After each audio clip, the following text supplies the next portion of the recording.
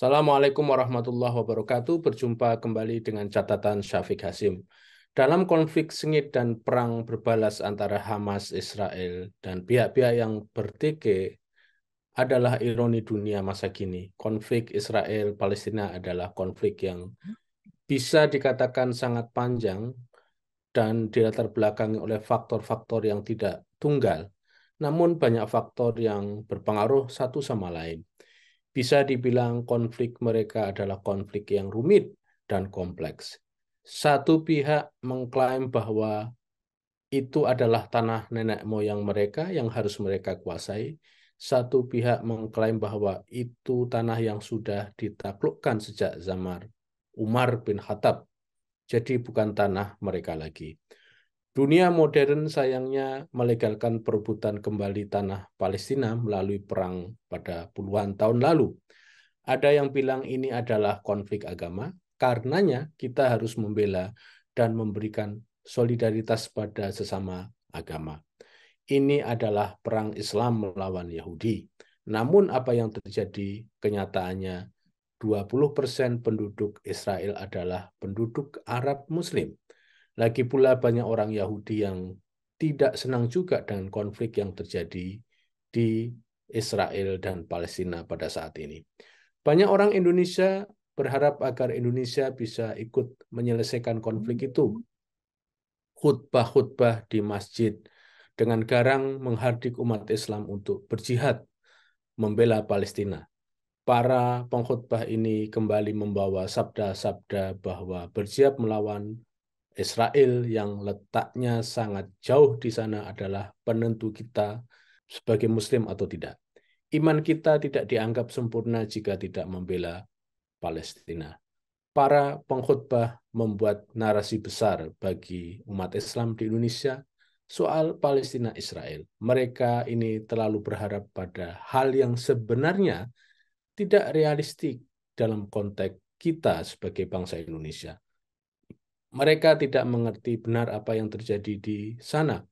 Karenanya yang keluar dari para pengkhutbah lebih banyak hardikan daripada seruan rasional untuk membela Palestina dengan jalan-jalan yang rasional.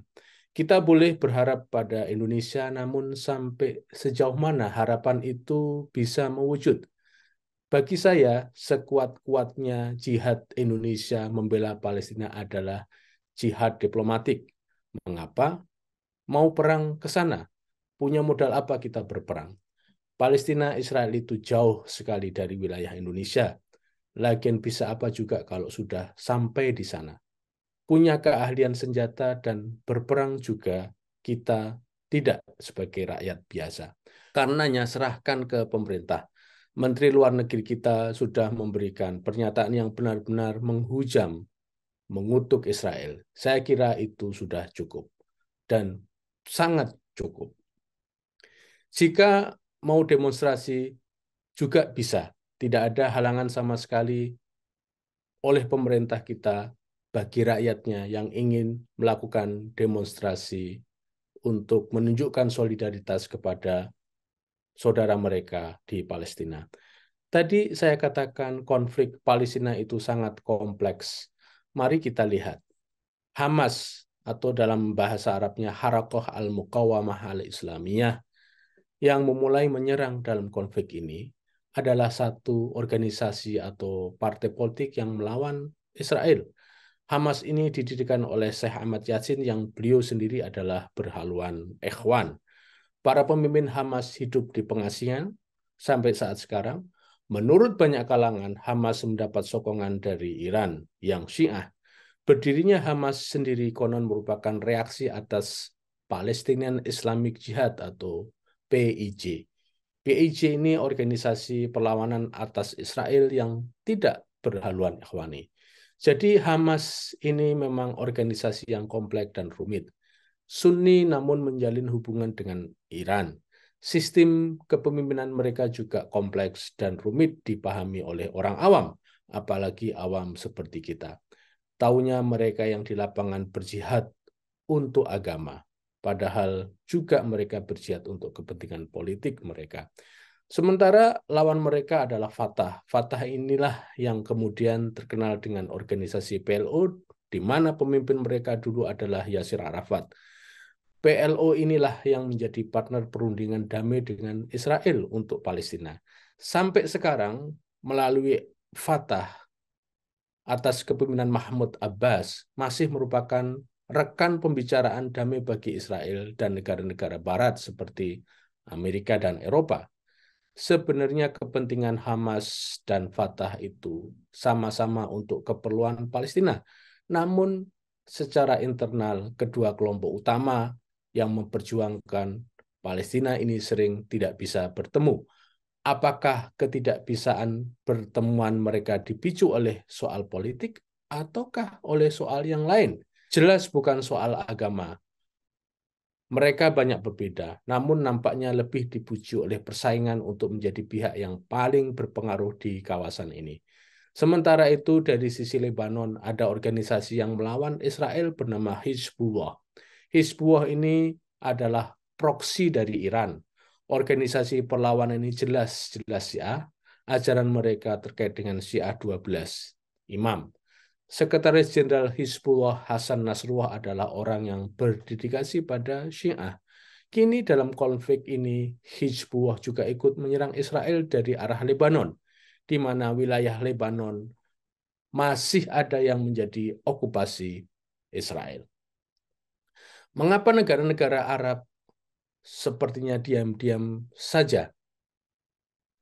Banyak narasi yang berkembang di kalangan negara-negara Arab bahwa Hamas bukan selalu identik dengan Palestina.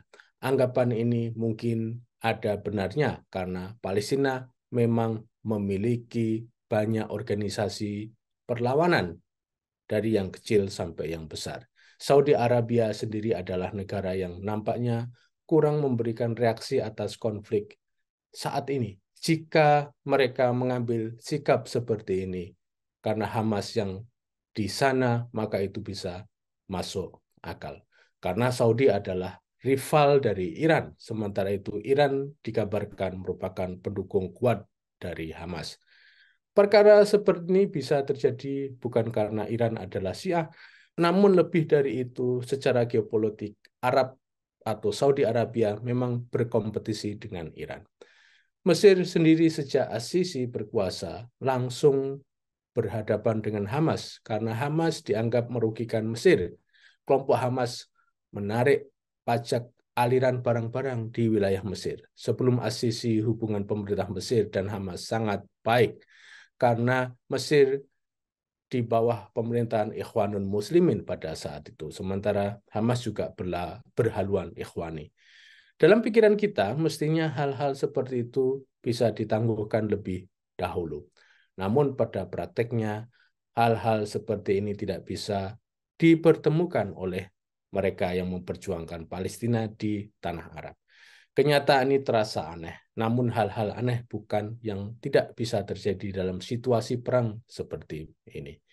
Jika kita melihat bahwa negara-negara Arab saja bersikap seperti itu dan internal Palestina yang tidak bisa menyatu, lalu kita di Indonesia seolah-olah ingin melebihi mereka, maka apa sebenarnya kita ini masuk bagian kelompok yang terlalu berlebihan atau bagaimana? Jelas kutukan dari kita selama ini sudah melebihi cukup untuk memberikan pembelaan pada korban-korban sipil yang berjatuhan. Bantuan pada mereka juga sudah mengalir.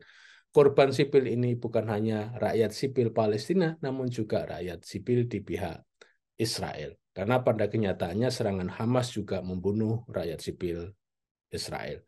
Sebagai catatan, jika kita Indonesia ingin menjadi penengah, maka kita harus mendengar dan melihat dua belah pihak.